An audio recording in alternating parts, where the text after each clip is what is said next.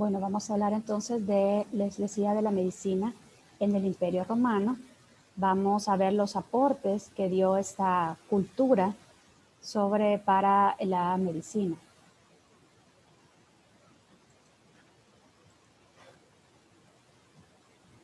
Les he puesto un video.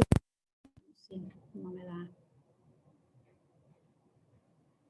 Más que todo es para que recordemos quizás lo que ya vimos en historia, a nivel del colegio, lo que vimos en sociales, cómo fue toda la cultura romana, porque vamos a ver que hay 3 periodos. Ahorita se lo voy a poner. Roma era una pequeña ciudad de la península itálica que llegó a ser uno de los mayores imperios de la antigüedad. La ciudad pasó por varias formas de gobierno: monarquía, república e imperio. Desde su fundación, Roma fue gobernada por reyes. El primero fue Rómulo, su fundador en 753 a.C. El último rey fue Tarquinio el Soberbio, derrocado en una revolución patricia. En 509 a.C. se establece la República, gobernada por el Senado, controlado por los patricios y 2 cónsules elegidos cada año. A principios del siglo V a.C., Roma controlaba el Lacio y a principios del III a.C., su dominio se extendía por toda la península. Roma choca con Cartago por el dominio del Mediterráneo. La derrota cartaginesa le permite a Roma dominar Sicilia, Córcega, Cerdeña y la península ibérica. El Mediterráneo ya es el Mare Nostrum. Al mismo tiempo conquista las costas del Mediterráneo oriental y parte de la Galia. El enriquecimiento de Roma aumenta las desigualdades sociales. La conflictividad social desemboca en la rebelión de los esclavos, la guerra social y la reforma fallida de los Graco. El enfrentamiento entre optimates y populares en el Senado origina la Primera Guerra Civil. Los optimates de Sila derrotan a los populares de Mario. Sila se convierte en dictador perpetuo. Pompeyo, Craso y Julio César forman el primer triunvirato. César conquista la Galia y comienza la Segunda Guerra Civil. César derrota a los optimates en Hispania, Grecia y el norte de África. Pompeyo es asesinado en Egipto y sus hijos son derrotados en Munda. César es proclamado dictador perpetuo y asesinado por senadores que temen la vuelta de la monarquía.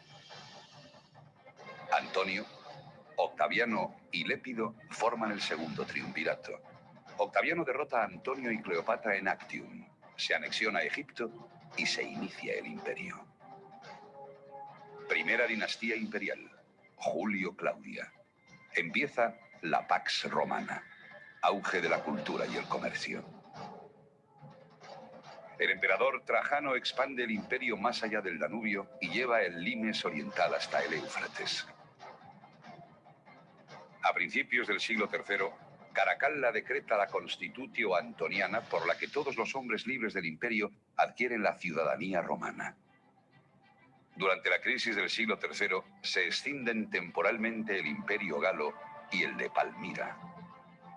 Diocleciano devuelve la estabilidad al imperio e implanta la tetrarquía.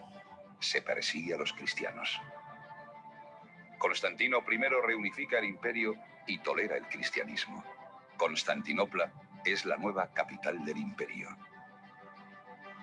Con Teodosio I el cristianismo se convierte en la religión oficial. A su muerte, el imperio se divide en 2, el Imperio Romano de Oriente y el Imperio Romano de Occidente.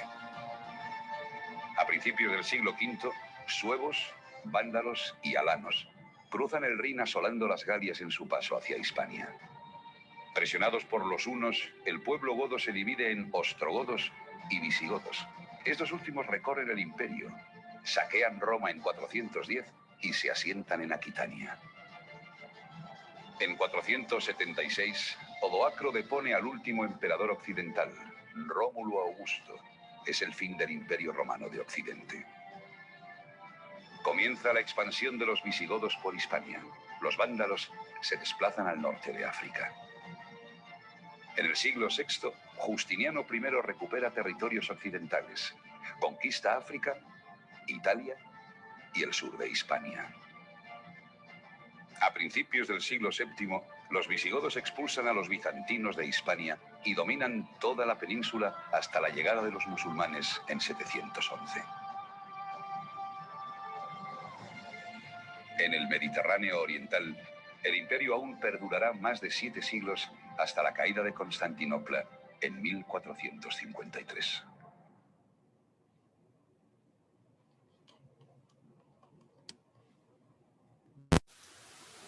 Bueno, les puse más que todo este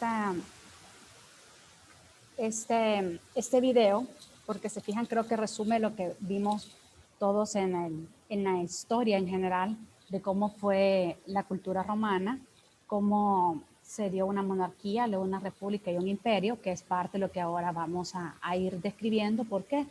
Porque quizás en el imperio fue donde, a pesar que era dominado por, o era autocrático, estaba en manos de emperadores y él era el que regía todas las áreas, la parte legislativa, la parte ejecutiva, por así decirlo, pero fueron creciendo mucho o se fueron expandiendo en cuanto a la cultura, en cuanto al arte, en cuanto a la medicina. Bueno, si ustedes recuerdan, ustedes han visto ya varias series, películas en las que se toca parte del Imperio Romano, ven que ha sido una cultura bastante grande, que tuvo mucho impacto, para bien y para mal, aún en lo religioso, ¿verdad? Se toma o se nombra mucho. Entonces nos vamos a quedar, se fijan, con el último bloque, que era el del Imperio Romano.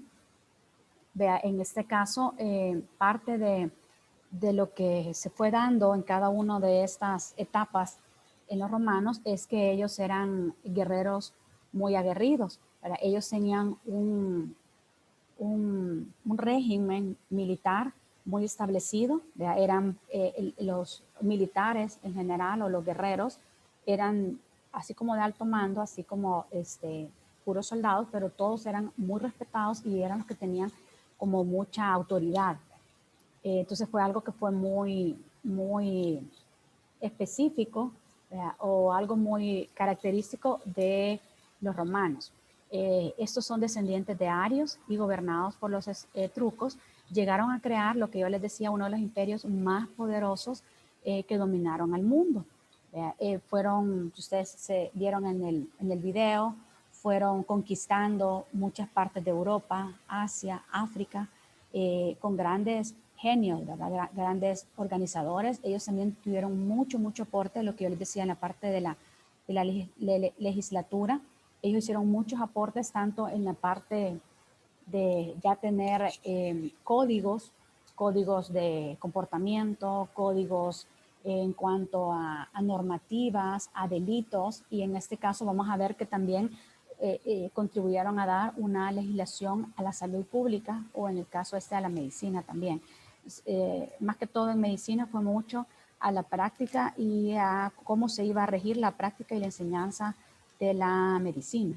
De igual forma, hubo mucho aporte en cuanto a letras, a la literatura, al arte, a la belleza del arte similar a Grecia.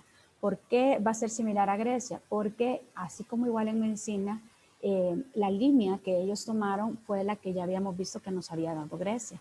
¿Verdad? Entonces ellos continuaron o se guiaron a través de esa línea de los griegos, no solo en la medicina, sino que también en el arte y en la cultura.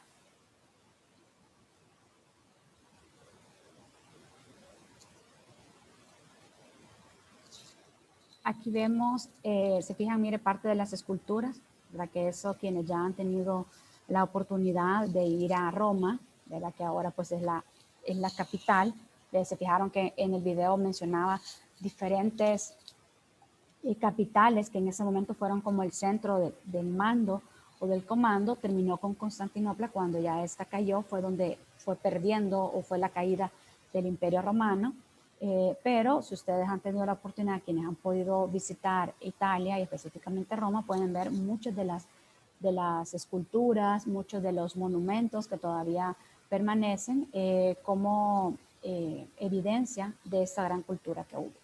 En el siglo III y IV antes de Cristo comenzaron a aparecer las tradiciones etruscas, se desarrollaron en este caso a través de los sacerdotes. Se hablaba mucho de que eran todavía ideas médicas mágicas en las que los dioses, porque todavía ellos eran una cultura que era basada o se guiaba por influencia de varios dioses, no solo por uno solo, sino que por varios dioses. Entonces ahí ellos entraban en esas ideas mágico-religiosas en las que muchos recuerdan a los caldeos con adivinaciones por medio de la observación de las vísceras o de los extificios, ¿verdad? Que era como generalmente le denominaban. En ese momento iniciaba así, cuando empezaba a crecer, en este caso todavía no el imperio, sino que cuando empezaba como monarquía, luego como república, se iban dando todos estos aportes y que cada vez fueron siendo más puntuales. Aquí tenemos imágenes que más que todo se pueden ver a través de la historia, a través de las películas, como era ya lo que les decía que era nominado por el emperador, entonces era como un imperio autocrático, es decir, es el que regía absolutamente todo. Bueno, ya les había mencionado lo de la parte de los guerreros. Llegaron a dominar mucho al mundo por lo mismo de que su gran ejército tuvieron el poder conquistar, ya vimos parte de Europa, Asia, África, y lo hicieron en el mundo social, en el económico y en el político. Había mucho intercambio cultural y del comercio. Se asimiló muchas culturas y ellos les decía que fue donde se tomó mucho de los aportes que había dado en la cultura de Grecia. Da cuando Roma fue conquistada por la cultura griega, sus aportes no solamente fueron en la literatura y en el arte, sino que también en la medicina. Los dioses nativos de romanos o los transferidos, que en ese caso por los griegos se multiplicaron en la colonia del dios Llano de Roma, según una leyenda que la describe de Asclepio y Esculapio. Se recuerdan que eso ya lo fuimos mencionando un poco en clases anteriores.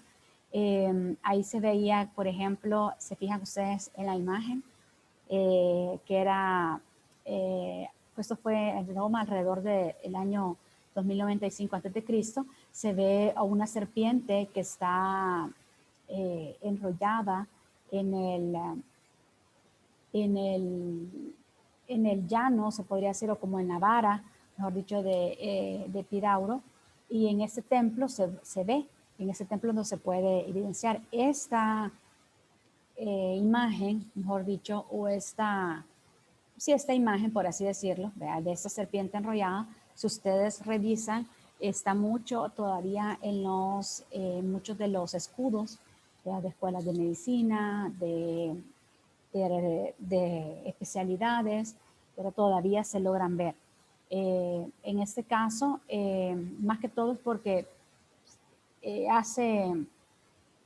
recuerda a cómo se fue originando la medicina, quizá ya no en los tiempos egipcios o en tiempos más antiguos, sino que específicamente en la parte de Grecia y de Roma, como les digo, fue las que tuvieron grandes aportes. Entonces, en este caso, tratan de recordar a los dioses y en este caso específicamente a Esculapio, que en este caso el imperio tomaba como el dios de la medicina, así como también habían otros dioses que podían estar relacionados a la medicina.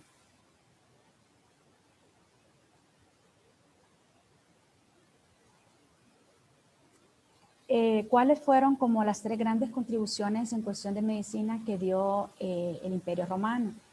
Fueron en base a los hospitales militares, porque ellos ya empezaron a instalar, de acuerdo a las batallas que tenían, empezaron a instalar hospitales móviles militares para llegar, dependiendo el lugar, en este caso el territorio el que estaban conquistando, tenían que montar, si ustedes han visto en películas, pues una carpa, llevar el equipo en este caso necesario. Por ejemplo, ya se habían descrito, por ejemplo, fracturas, se habían descrito las heridas, ya todo eso ya se venía conociendo. Entonces ellos trasladaban parte ya de los equipos que tenían, ¿verdad? O de los tratamientos, de la terapéutica que tenían hacia donde tenían o donde montaban su zona de guerra. Entonces, ellos fueron los primeros en introducir los hospitales militares, que luego pues fueron viéndose que así como eran móviles, habían unos que quedaban ya con una instalación fija. Entonces, dieron ese aporte de hospitales militares, dieron también un aporte que lo vamos a ir viendo más adelante del saneamiento ambiental, es decir, ver cómo factores externos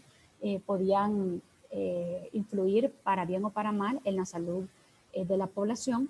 Y luego lo otro que les mencionaba es que su aporte fue mucho en la legislación en general, ¿verdad? Fue mucho la parte de la legislación, y en este caso para medicina, ellos dieron mucho en cómo tenían que ser o cómo tenían que regirse las prácticas del que estudiaba medicina o ya el que ya estaba en enseñanza y en práctica. En ambos crearon normas para poder definir cuáles iban a ser, por ejemplo, así como ahora, en qué momento pueden ya hacer la evaluación a un paciente, en qué momento hacen ya tal procedimiento a un paciente, por ejemplo, ya una cirugía, no de entrada, por ejemplo, un residente de primer año de cirugía va a empezar a hacer cirugías mayores, sino que poco a poco empieza con las que son más comunes, con las que ya sus procedimientos tienden a ser más cortos, más continuos, y poco a poco va adentrándose a cirugías más complejas. En este caso fue similar, tal vez no tanto para cirugías, pero sí cómo iban escalando, era la palabra, en cuanto a la práctica médica que se iba dando. Entonces fueron como los tres grandes aportes que se dieron. Entonces, lo que les decía, solamente el ejército desarrolló un sistema de hospitalización. Ellos se construyeron hospitales en todas las guarniciones situadas a lo largo de las fronteras del imperio. Por el contrario, los hospitales para civiles en las ciudades no aparecieron hasta alrededor del siglo IV después de Cristo, y hasta entonces las curaciones se hacían en casa, ¿verdad? Y más que todo en casas de médicos o en casas de ricos, ¿verdad? En casas de pobres era diferente, generalmente la misma población, sus mismos familiares tenían que buscar que en este caso qué terapéutica natural se podía utilizar. No todos tenían el acceso a un hospital porque mayormente se había establecido hospitales militares, que es lo que les mencionaba. La medicina se desarrolló en la sanidad militar, ya ahí empezaron a conocer ya los antisépticos porque ellos por sus batallas habían muchas heridas que les decía, entonces empezaron a irlas describiendo, a ir viendo cómo podían sanarlas y cómo podían disminuir el dolor, al igual que también de fracturas, que es lo que más se daba en las batallas. Entonces vieron los antisépticos, eso es cómo se limpia, ya sea una herida o en el caso para una cirugía, para mantener esa área lejos de alguna infección o algún agente patógeno o extraño, y también el uso de plantas medicinales como analgésicos, que es lo que les decía, porque es lo que más se daba en estas batallas. Si ustedes ven la imagen, ahí un poco les habla, ¿verdad?, de parte de los huesos rotos y parte de amputaciones, que era lo que más demandaba en estos hospitales militares. Y diseñaron ya como áreas más especializadas en esos hospitales, más que todo para ya hacer pequeños procedimientos quirúrgicos con una calefacción central y con una buena ventilación. ¿Por qué? Porque ya ellos iban estudiando o iban ya dándose cuenta que parte del saneamiento que debía de tener en este caso esa sala o luego todo el entorno era importante para la recuperación o no de los pacientes. Y ahí lo que les decía, había sala para los enfermos y otra para los heridos. Y allá ellos empezaron a ir segmentando ya como es ahora pues los hospitales, que hay pues muchos más servicios y que cada uno es un poco más especializados que otros. ¿Quiénes fueron los precursores? Igual creo que ya un poco se mencionaba en el video que alrededor del siglo II antes de Cristo apareció en Roma Asclepiades de Bitinia. Este será considerado como un charlatán que decía que, o hablaba de que la fisiología, es decir, el funcionamiento de los órganos o de las partes del cuerpo, eran pequeños corpúsculos que circulaban en los organismos como unos canalículos o poros y que esos conservaban la vida.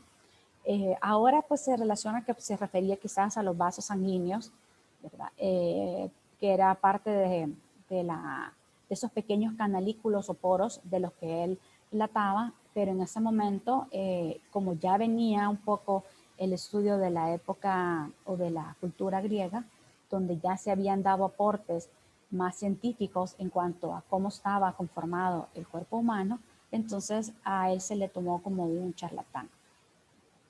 Luego también estaba Serano de Efeso, que él se conocen pocos datos de su vida. Se dice que estudió en Alejandría, que nació en Asia Menor. Parece que antes así era como se dividía el Medio Oriente. Practicó la medicina en Roma, más que todo con los emperadores, porque como les dije, antes en ese momento la medicina era más para ricos, para los emperadores o para el área de los guerreros, de los militares, de los soldados. Él fue miembro de la corriente metodista, la tercera en importancia tras la dogmática y la empírica. Estos trataban de buscar ya métodos que facilitaran un poco más el aprendizaje de la medicina y se iban ya orientando o alejando, mejor dicho, de la parte mágica religiosa y adentrándose a la parte científica.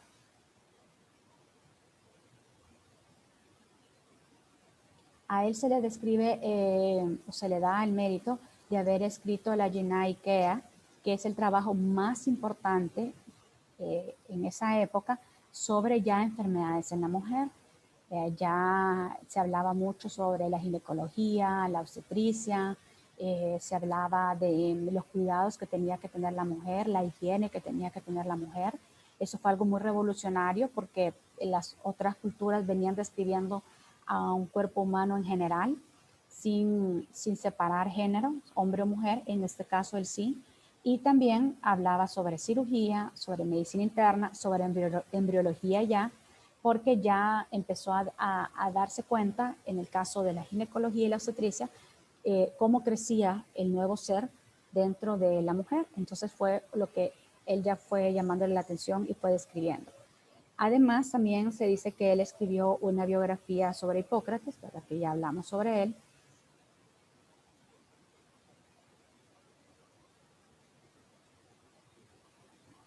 De este libro se conserva en parte, pero solo se puede apreciar la calidad del mismo. En él se hablan de las comadronas. Las comadronas eran las que tenían en ese tiempo, las que se encargaban de poder atender los partos, ya que ahora pues se le llama parteras, en este caso eran las comadronas.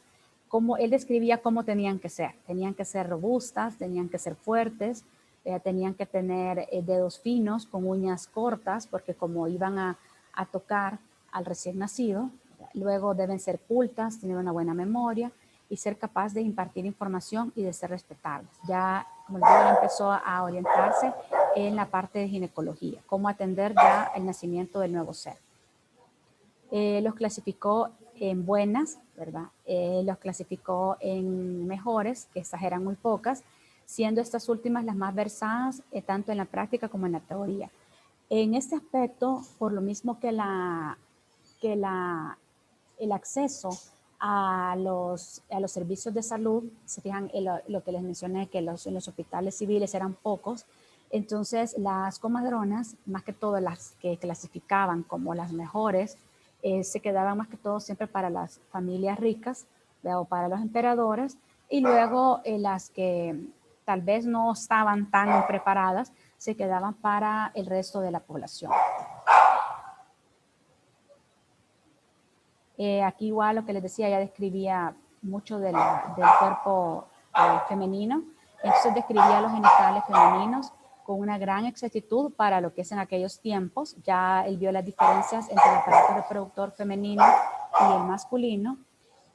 Aconsejaba, les decía ya sobre la higiene íntima, ya hizo relatos sobre la menstruación, sobre las funciones sexuales, así como la fisiología del parto y las posiciones en que se podía ya presentar el feto, que esas aún todavía son parte de lo que se evalúa para el parto, si va a ser un parto vaginal o un parto por cesárea, cómo viene el feto. Si ustedes ven acá en la imagen, Si ustedes ven aquí en la imagen, ya les quiero poner el puntero, acá, esto donde tengo el puntero es parte de lo que todavía ahorita se evalúa, y él lo fue describiendo, si el feto, por ejemplo, venía ya de cabeza, o si venía solo con su espalda, o venía como, en este caso, pues antes, o ahora pues más que todo decimos, viene de podálico, se refiere a que con sus pies son primero, ¿verdad? Y sus nalguitas. En este caso, él más que todo describía si venía con su dorso o si venía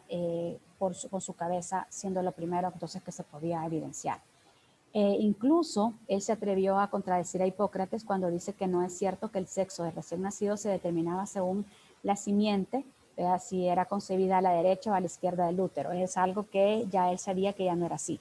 Ya él empezó a hacer como las primeras aportes a la embriología y se dio cuenta que el sexo no se definía así, quizás todavía como algo entre mágico, ¿verdad? Como lo había descrito todavía Hipócrates, y en este caso él se dio cuenta que no, que al momento de la fecundación, pues que él tal vez no lo hablaba como tal, era que se definía ya el sexo que iba a tener ese nuevo ser.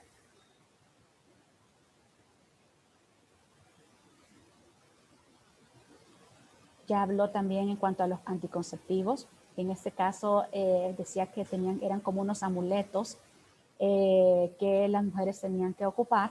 Estos eran muy comunes en la época romana y eran muy extendidos más que todo entre la clase baja. Y algo muy curioso es que se las ponían o se las colgaban en el cuello con una determinada especie como de araña envuelta en la piel de ciervo o los hechos de matriz y cerumen de la mula. Entonces él empezó a ver que aunque en teoría esos amuletos sí evitaban un nuevo embarazo, pero que no era la forma de utilizarlos. Él ya recomendaba que se usara aceite rancio de oliva o una bola de lana empapada en vino u otras sustancias de textura gomosa introducida en la vagina. En teoría, porque eso absorbía el semen y eso evitaba entonces que pudiera darse un embarazo. Prescribió métodos anticonceptivos, en este caso quizás más que todos los de barrera, si los naturales. Aconseja a la mujer antes del coito, a la mujer que tenía que aplicar qué o no en el cervix, lo que les mencionaba, ya sea ese aceite rancio o con miel, o esas bolas de lana empapadas con vino u otras sustancias de textura gomosa. En teoría, eso eran ya métodos que evitaban la concepción. La influencia de Sorano fue enorme en los siglos posteriores, siendo su obra traducida a la lengua latina con el fin de formar ya a mujeres más especializadas en la obstetricia. Entonces se les consideraba que eran mujeres obstetras porque ya estaban más preparadas o tenían más conocimiento de todo el proceso del embarazo. Nos vamos ahora con Aulio Cornelio Celso. No, según la historia, no describe que él practicó como tal la medicina o que estudió como tal la medicina, pero que sí era un gran amigo de médicos y como tal entonces él fue relatando o fue haciendo una obra titulada De Arbitrus. No solamente hablaba de la medicina, sino que también hablaba un poco de la cultura general, hablaba mucho de filosofía, de la jurisprudencia, hablaba del arte militar también. Pero a él se habla que fue documentando mucho o que fue quien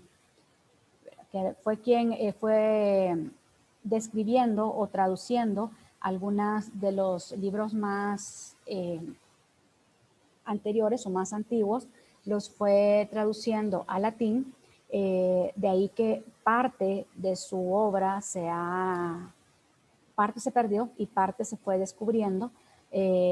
Fue encontrada por el Papa Nicolás alrededor del año 1450 y entonces en esta se decía que era la primera obra médica multiplicada por una imprenta ya, porque se vio que los aportes que él ya había ido describiendo, relatando, eran bastante oportunos o bastante certeros. La red médica recopila el conocimiento y práctica de la medicina a comienzos de este imperio romano. Su principal mérito, que todavía persiste, es haber traducido el léxico de la medicina helenística al latín, que es lo que yo les decía. O sea, de él se dice que fue pasando, fue traduciendo a latín muchos de los escritos que ya estaban, más que todo de la cultura griega y de la romana, y esto permitió pues entonces que pudiera utilizarse, se fijan, en años después de Cristo.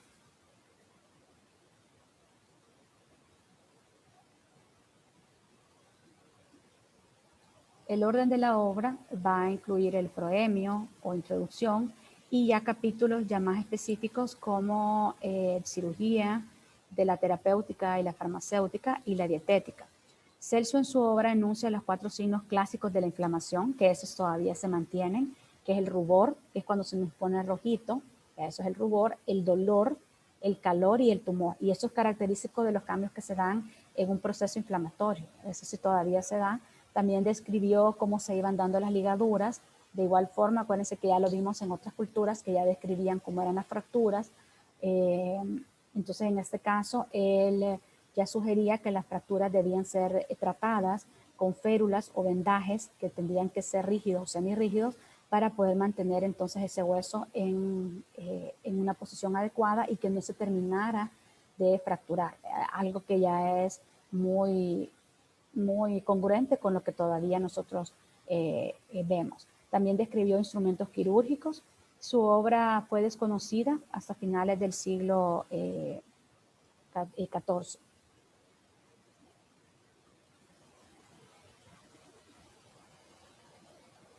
Y miren, de igual forma, como ya se iba describiendo, aparte de lo que decía, quizás mucho el aporte fue la parte de ginecología obstetricia. Miren acá de nuevo, vea, es una pelvis femenina y como ya describía y se fijan las imágenes, no están tan apartadas de la realidad, ya eran como ellos eran también, su aporte fue mucho en el arte, vea, entonces se fijan las imágenes son muy buenas y en este caso describen una posición del feto, en este caso lo contrario, miren, en el anterior estaba cefálico, es decir, su cabecita es la que estaba más próxima al canal de parto y en este caso son sus nalguitas. De los numerosos volúmenes de la enciclopedia, solo uno sigue intacto. El célebre es un tratado sobre medicina, este arreglo enciclopédico de la obra sigue la división tripartita de la medicina del tiempo establecido por Hipócrates y Asclepio. Vea que es lo que les decía, que era dieta, farmacología y cirugía. Dieta es decir, cómo la alimentación podía influir o no en la mejora o en el deterioro de la salud, la terapéutica y la farmacología, que en este caso era siempre un poco más de índole natural, y ya la cirugía, los procedimientos que ya se iban realizando. Aparte de las heridas, de las fracturas, ya se iba entrando a otro tipo de procesos. Esta obra se divide, o todo su enciclopedia se divide en 8 libros. El libro 1 habla de la historia de la medicina. El libro 2 habla de la patología general. El libro 3 ya habla de enfermedades más específicas. El libro 4 ya nos habla de anatomía porque ya va describiendo las partes del cuerpo. El libro 5 y 6 habla de la farmacología y la terapéutica. Y el libro 7 habla de la cirugía.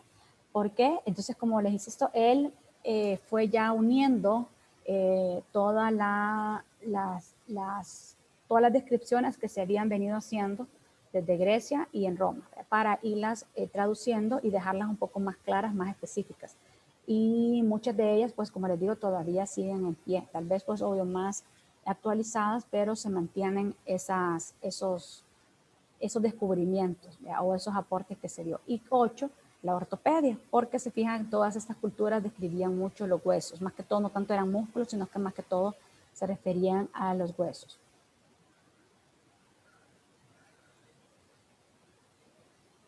Su saber resumió todo el fruto de esa medicina hipocrática y helenística y ayudó entonces a que se fuera abriendo una puerta a poder hacer ya disecciones, porque ya ellos habían descrito de forma parte teórica y en ese momento todavía no se podían hacer disecciones en cadáveres, pero sí ya Hipócrates o todos los discípulos de Hipócrates habían ido ya describiendo ciertos procedimientos quirúrgicos.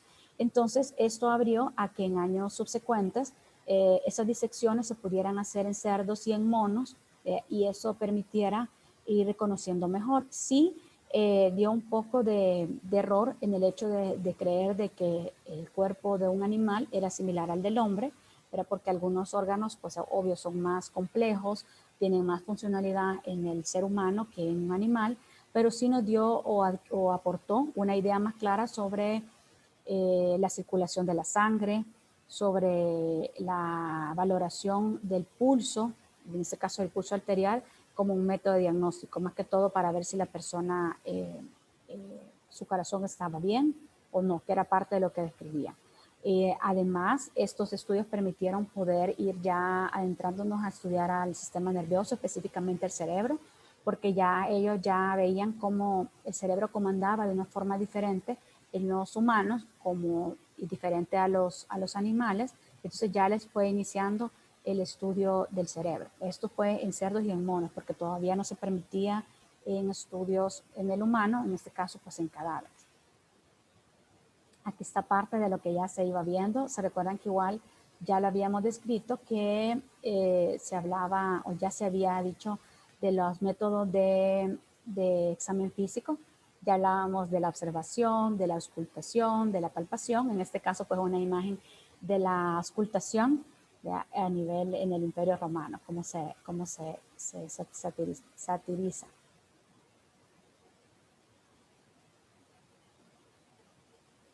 Y luego nos vamos con Galeno de Pergamo, que este quizás ha sido junto con Hipócrates los que más se le ha reconocido como por todos los grandes aportes que ha dado a la medicina.